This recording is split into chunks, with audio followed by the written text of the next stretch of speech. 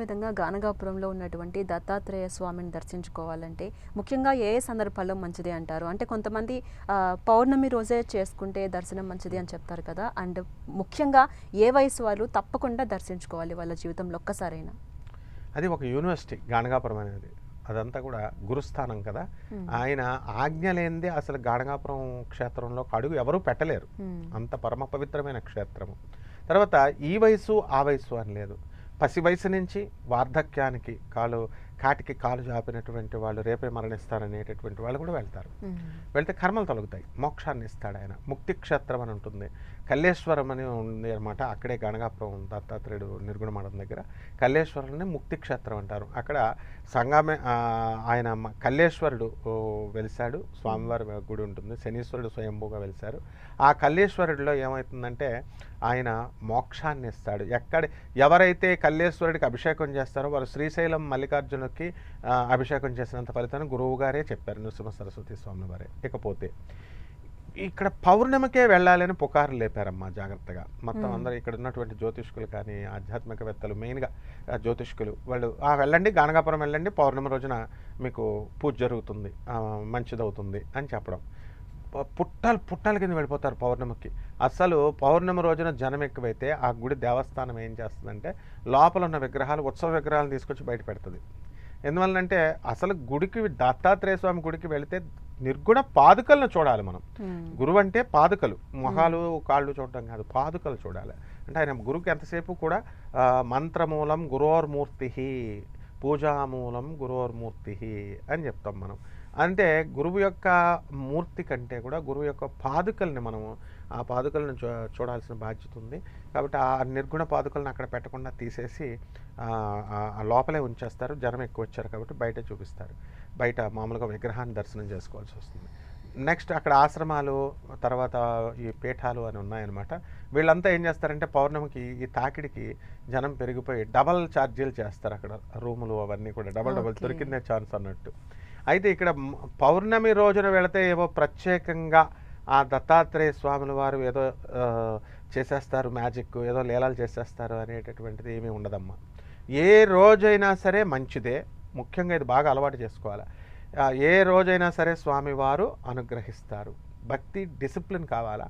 అక్కడ మీరు గమనించేది ఏంటంటే గానగాపురం లైన్స్ ఉంటాయి కదా, పౌర్ణమి రోజున ఒక లైన్ నుంచి ఒక లైన్ దూకేస్తారు ఆ వచ్చిన జనం. ఓకే, యాత్రికులు అలాగే ఉన్నారు, అక్కడ పంతులు గారులు అలాగే ఉన్నారు. వాళ్ళు డబ్బులు ఇస్తేనే మీకు లోనకి రానిస్తారు. మీ ఎమ్మెల్యే వెళ్ళినా కూడా అక్కడ పోలీసు వాళ్ళకి మనం చెప్తే ఏమంటాడంటే పంతులు గారికి చెప్పండి అంటారు. వాళ్ళకి టైఅప్స్ ఉంటాయన్నమాట. సో ఈ విధంగా పౌర్ణమి రోజున మనం వెళ్ళడం వల్ల చాలా ఇబ్బంది పడతారు. ఎందుకంటే చిన్నపిల్లలను తొక్కేస్తారు, ముసలివాళ్ళని తొక్కేస్తారు. దత్త జయంతి అని జరుగుతుంది, అప్పుడు కూడా బాగా జనం వచ్చి అసలు ఇలాగా కిక్కిరిసిపోతుంది. మనం బయటకు వెళ్ళడానికి కూడా మనకి వెనక్కి వెళ్ళిపోతాం, మమ్మల్ని వదిలేండి బాబు, దర్శనం వద్దన్నా సరే అంత క్రౌడ్ ఉంటుంది. అంత క్రౌడ్. దీని అంతటికీ కారణం కేవలం జ్యోతిష్కులే. మొత్తం అది కూడా తెలుగు జ్యోతిష్కులే. అందరూ పౌర్ణమి రోజున వెళ్ళిపోండి, పౌర్ణమి రోజున వెళ్ళండి అని చెప్తున్నారు. కాబట్టి అక్కడ పంతులు గారులే చెప్తారు. అక్కడ ఉన్నటువంటి అక్కడ శంకరమఠం అని ఉంటుంది, మిగతా అక్కడ పంతులు గారులు అంతా ఏమంటారంటే పౌర్ణమి రోజున రాకూడదు, ఏ రోజైనా ఒకటే. అక్కడ కేవలం తెలంగాణ, ఆంధ్ర నుంచి వచ్చిన జ్యోతిష్కులే ఈ డిమాండ్ పెంచారు. ఇట్లాగా కృత్రిమ డిమాండ్ అంటారు దీన్ని. దీనివల్ల పాపం భక్తులకి దర్శనము సరిగ్గా ఉండదు, వసతులు ఇబ్బంది అన్నీ కూడా ఇబ్బంది అనమాట. కాబట్టి ముఖ్యంగా అక్కడ నేను అడిగేటటువంటి ఒక ప్రశ్న ఏమిటంటే భక్తులకి, అది గానగాపురం అనేటటువంటిది ఒక విశ్వవిద్యాలయం. ఆయన ఒక ప్రొఫెసర్. ఆయన దత్తాత్రేయుడు అంటే వైస్ ఛాన్సలర్, గురువు. మరి ఆ గురువు దగ్గరికి వెళ్ళినప్పుడు ఎంత బాధ్యతగా వెళ్ళాలమ్మా మనం? భయంగా వెళ్ళాలి. చిన్నపిల్లప్పుడు మన టీచర్ల దగ్గరికి ఎలా వెళ్ళాం? భయపడుతూనే. వీళ్ళు ఏం చేస్తారు, లైన్ నుంచి దూకేస్తారు, ఎవరిష్టం వచ్చినట్లు చిన్నపిల్లలను తొక్కేస్తారు. డిసిప్లిన్ లేకుండా వాళ్ళు చేస్తున్నారు. అక్కడ ఉన్న పంతులు గారులు కూడా చేస్తారు. తర్వాత ఖాళీగా ఉన్నప్పుడు కూడా మనం అక్కడ దర్శనం చేసుకుంటున్నప్పుడు మనం ఏం చేస్తారో తెలుసా, రెండోసారి మనం మళ్ళీ లైన్లోనే నుంచొని, స్టార్టింగ్ లైన్లో నుంచొని వెళ్తే ఆ పంతులు గారులు రెండోసారి దుబారా బార్ తుమ్ క్యో మారే మత వాయిసా అంటారు. నువ్వు ఎందుకు వస్తున్నావు రెండోసారి అంటారు. అంటే వాళ్ళు ఏదైనా మధ్యలో దూరిపోయి వెళితే అలా అనాలి. అలా దూరకుండా వాళ్ళ లైన్లో వచ్చినా సరే, అంటే వాళ్ళకి ఎంతసేపు డబ్బుల మీదే కలెక్షన్ మీదే దృష్టి. ఆ డబ్బులు వస్తే వాళ్ళకి ఓకే, రాకపోతే రెండోసారి వస్తే భక్తుల యొక్క మనోభావాలు, భక్తుల యొక్క భక్తి వాళ్ళకి సంబంధం లేదు. అది స్వామివారు సాక్షాత్తు నిర్గుణ మఠంలో జరుగుతున్నప్పుడు ఇంకా డిసిప్లిన్ ఎక్కడుంది? పంతులు గారులకు ఎక్కడుంది, లేకపోతే భక్తులకు ఎక్కడుంది? అంటే గురువుగారు అసలు ఎందుకు ఇలా జరుగుతోంది, మార్పు ఎక్కడ రావాలంటారు? మార్పు మనలో రావాలి, ప్రజల్లో రావాలి. వాళ్ళని అనడానికి ఏం లేదు, జనం ఎక్కువ బట్టే కదా.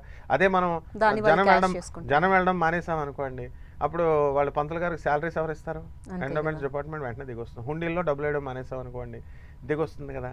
అంత పరమ పవిత్రమైన నేను అనేది ఏంటంటే, ఆయన సాక్షాత్తు స్వామివారు. ప్రజలు ఎలా ఉన్నారు? సాక్షాత్తు దత్తాత్రేయ స్వామి వారు అక్కడ కాశీకుండని ఉందమ్మా.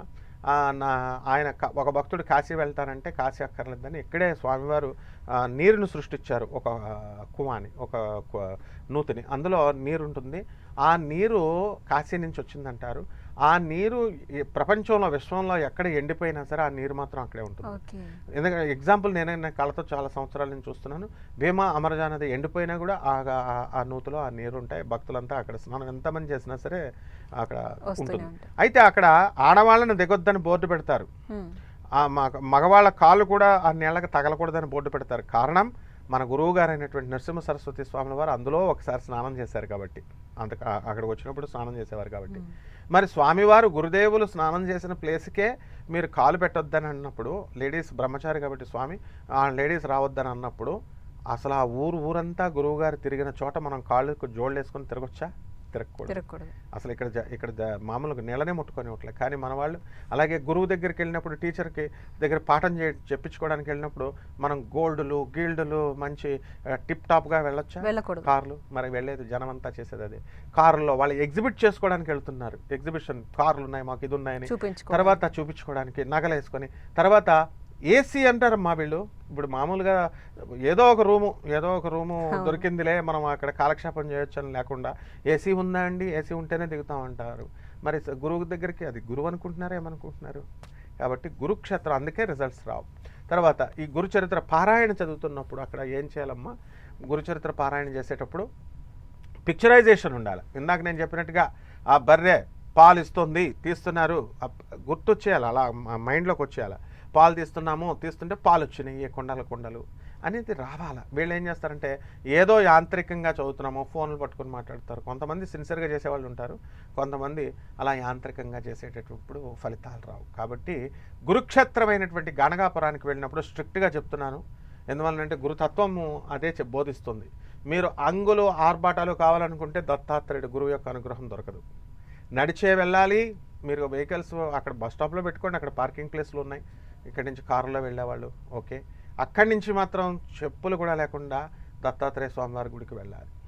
అలాగే ఏ ఆర్భాటాలు లేకుండా ఈ లైన్లో దూకేయడాలు, పౌర్ణిమలకు వెళ్ళడాలు, ముసలాలను తొక్కేయడాలు, చిన్నపిల్లలను తొక్కేయడాలు, ఇలాంటివన్నీ కూడా ఏమీ చేయకూడదు. ఏకాగ్రతగా గురుచరిత్ర పారాయణ చదవాలా. గురువుకి అల్టిమేట్ సరెండర్ అవ్వాలా, టోటల్ సరెండర్ అవ్వాలా, అన్కండిషనల్ సరెండర్ అవ్వాలి. మళ్ళీ కండిషన్స్ పెట్టకూడదు. నువ్వు నాకు అది ఇస్తేనే నేను ఇంక దర్శనం ఇస్తాను. అండ్ వీళ్ళు ఎలా చెప్తారంటే వెళ్ళేవాళ్ళు, ఆఖరిగా నేను చెప్తున్నాను, ఏమండి గణగాపురము నేను వెళ్తానండి, నా కోరిక తీరితే నేను వెళ్తాను, నా దర్శనం దత్తాత్రేయుడికి ఇప్పిస్తానంటారు. అంటే మన పని కోసం, మనం తరించడం కోసం గురువు దగ్గరికి వెళ్ళడం కాదు. మాకు నెక్స్ట్ టైం చూస్తామండి అంటే మనం వెళితే మనకి ఎవరికి అవసరమో దత్తాత్రేయుడు స్వామివారికి మనం అడుక్కోవాలి, అందరినీ రానివ్వడం ఆయన. ఇది దత్తాత్రేయ స్వామివారి యొక్క లీలలు, ప్రజలు చేసే తప్పులు. అందుకనే ఫలితాలు కొంతమందికి రావన్నమాట.